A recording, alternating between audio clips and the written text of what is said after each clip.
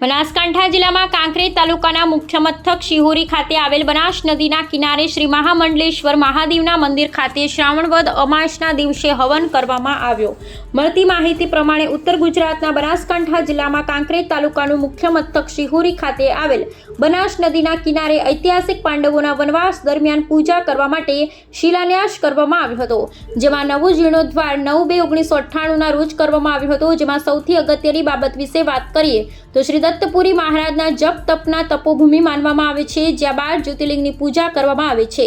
જેમાં હાલમાં મંદિરના પૂજારી લાલપુરી જીવાપુરી ગૌસ્વામી છે, ત્યારે શિવ ભક્તો દ્વારા સૌપ્રથમ નવીન મંદિર બનાવવા માટે તન મન ધનથી મદદ કરવા ગ્રામજનોને જણાવ્યું હતું। જેમાં શિહોરીની 3 પાર્ટીઓ ડાભી દરબાર પરિવાર અને 18 આલમના શ્રદ્ધાળુ દ્વારા લાખો રૂપિયાની દાનની સરવાણી વહાવી હતી।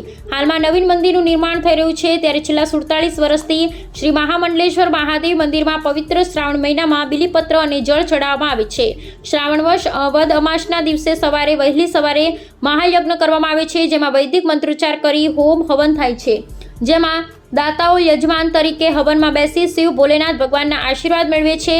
જેમાં પંડિત શાસ્ત્રી હિતેશભાઈ નાનુભાઈના મુખ્યથી મંત્રોચ્ચાર કરવામાં આવ્યા હતા અને વડીલ શાસ્ત્રી પંડિત શિવરામભાઈ જોશી અને મંદિરના આયોજકો સહિત 18 આલમના શ્રદ્ધાળુઓ ઉપસ્થિત રહ્યા હતા અને ચા પાણી સાથે ભોજન પ્રસાદની વ્યવસ્થા કરવામાં આવી હતી અને મેળામાં રમકડા તેમજ ખાણીપીણીના સ્ટોલ પર લોકોની ભીડ જોવા મળી હતી।